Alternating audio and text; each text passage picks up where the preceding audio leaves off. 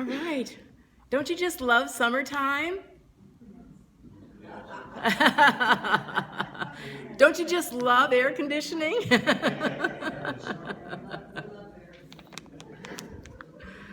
I'm finally getting to pick some red tomatoes.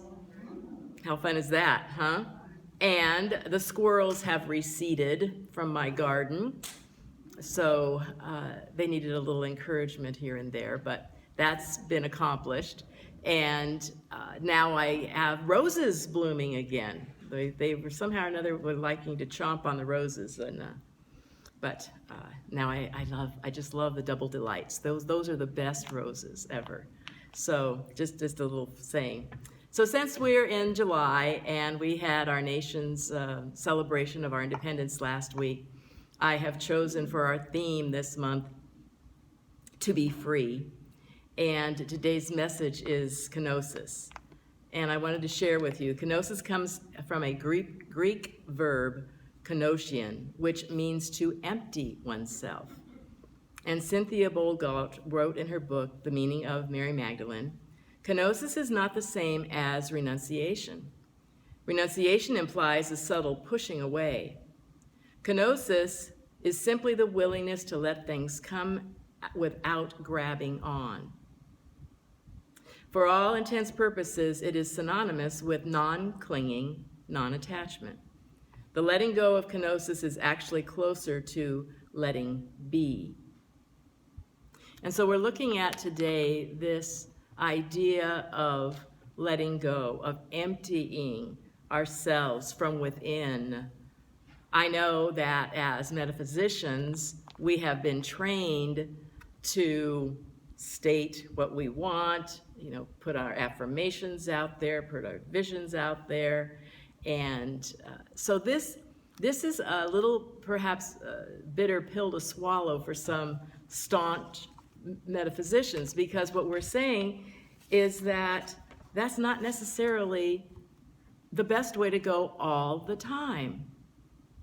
Because there is within us this pristine, beautiful, infinite being that only wants our highest and best good. And so we want to expand our acceptance of what is right here in front of us, to let down those barriers, to let down the guards that we place in front of ourselves, that focus, that we want that lens to be clear from within, so that we can actually experience life to its fullest as to what's really here. Phil Bolster wrote in Through God's Eyes, enlightened detachment flows out of heightened awareness and the conviction that life is unfolding as it should. We come here with this egoic mind that really wants to be in charge and knows better than anything. Knows better for me, knows better for you, knows better for my neighbor, and is constantly making judgments, assessments. And what we're focusing on today is knowing that there is a better way than following the edicts of this egoic mind. We want to free ourselves from it. And how do we do that? I've told you this every week. It's nothing new. We develop that inner sense of going within, that inner voice that is telling us, that is always there to provide for us what it is we need. But we need to turn it on. Knock and the door will be open. It's not an overpowering thing. We are the ones that need to turn within and allow ourselves to listen with that inner ear. So we need to quiet this chatter of the mind and to go within and recognize that there is an inner observer, that one that sits in our soul, that is unswayed, undaunted by all of the flowing of life, all the transitory things that happen in life. There is something within us that is this staunch and strong and true self, capital S, that we need to become friends with. Because when we do, then we are in the kingdom, here. Cynthia writes again, abundance surrounds and sustains us like the air we breathe. You think about that. Do we ever have to consider the fact that, well, I mean, sometimes people do have issues with breathing, I will say that. But primarily, most of us don't even have to consciously think about taking a breath. It's just there. How much more is there in life that is there that we don't have to consciously make happen if we were available and leaning towards it? Abundance surrounds and sustains us like the air we breathe. It is only our habitual self-protectiveness that prevents us from perceiving it. Thus, the real problem with any constrictive motion, in parentheses, talking, defending, hoarding, clinging, in parentheses, is that it makes us spiritually blind, unable to see the dance of the divine generously that is always flowing towards us. Do you get that picture? Can you picture something like this divine beauty and abundance flowing to us, through us? When we let go of the concern, when we let go of the constrictions that this human mind puts on us. I was thinking about the building of a home. What's the value in building a home? Where is the value of it? Is it in the walls? Is it in the door? Is it in the ceiling? Is it in the window? The value of the house is in the interior open space. That's what gives it value. That is our value. Our value is the open interior space that is within us. And I believe that this life we are meant to be free, not weighted down, not burdened, not in any way, any sense. That's not what the infinite has in mind for us.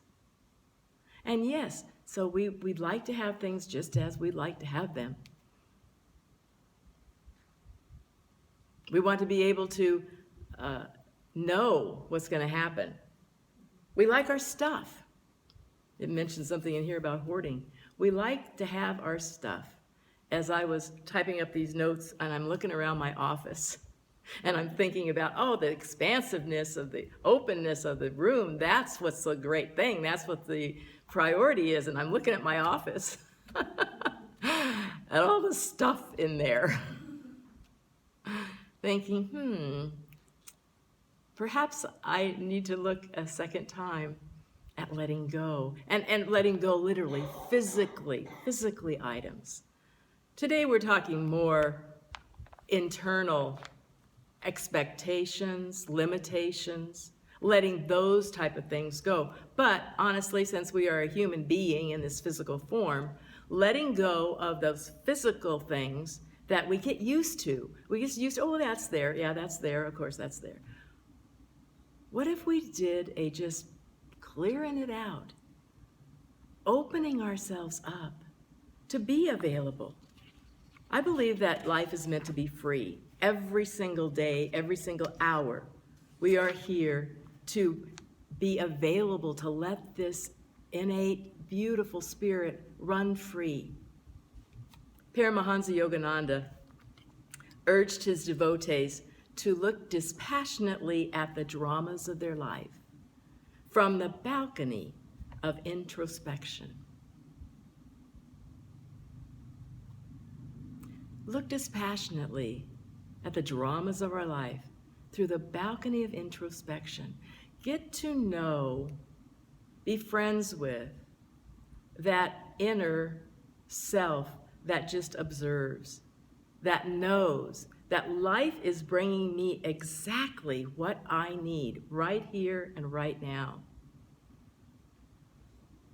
So we don't need to fight. We don't need to argue. We don't need to protest.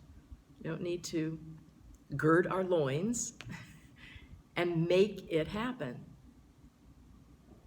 Going with the flow, I believe, is where we find the joy in life.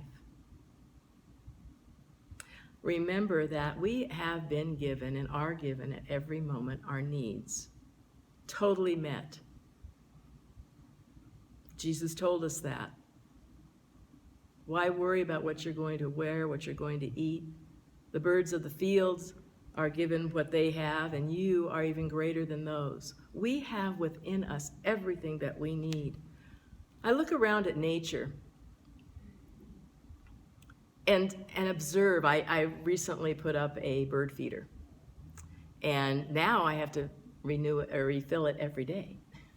They've gotten the hang of it. They know it's there. But when you look at that nature, like the tree that holds that bird feeder, the tree is there doing what it does. The birds come and flit on it, they land on it, they go, they come back again, more come, more leave, more come, more leave. They hop on, hop off. What if we considered ourselves like that strong and steady tree with a root system anchored in the divine? Undaunted by the winds of change, undaunted by the dramas of life, and to be deep-seated in this knowing that I am living the life of God, that nothing can harm me, that I am here to be a messenger, to be a blessing, to give from the fullness of what I am. I want us to enlarge our territory, that territory that is within us. Don't have to go anywhere for it. You don't have to leave your house. I want you just to let life be as it is and see what happens. Don't argue with it. When we release these restrictions that we place on ourselves, what we end up doing is living in the abundance and in the wholeness of what is right here. Eknath Aswasharan, he's the wonderful fellow that does wonderful meditations. When we turn to the past in yearning, we are running away from the present. When we propel ourselves into the future in anticipation, we are running away from the present. This is the secret of what the world's spiritual traditions all have in detachment. If we don't cling to the past or future, we live entirely here and now in eternity's sunrise. Does that get a feeling of peace? Getting a feeling of being free, that right here in this moment, all is well? That I have in me the wherewithal, the ability to let life flow through me. To not be hooked into the past and not to be so centered in the future that I'm not enjoying what is right here, right now, in front of me. Because I honestly feel that that's the reason we're here in this lifetime, is to be happy. To be happy with what is. And There were a couple songs that came to mind for me today, and one of them is Ordinary Miracles. And I love that song. Ordinary miracles happen every day. Think about that. Let that be in your consciousness. But the other one that really comes to mind is one that you all know, that you can join me if you wish. When I find myself in times of trouble, Mother Mary comes to me, speaking words of wisdom, let it be. And in my hour of darkness, she is standing right in front of me, speaking words of wisdom, let it be. Let it be, let it be, let it be, let it be. Speaking words of wisdom, let it be. Let it be. Let it be, let it be, let it be. Whisper words of wisdom, let it be. Be free in knowing that all is well, that we are living in this infinite, abundant kingdom, and it is ours to be in the enjoyment of it, to be in the love of it, to be in the freedom of it, and just accept that I and the Father are one, and that all is well. Namaste.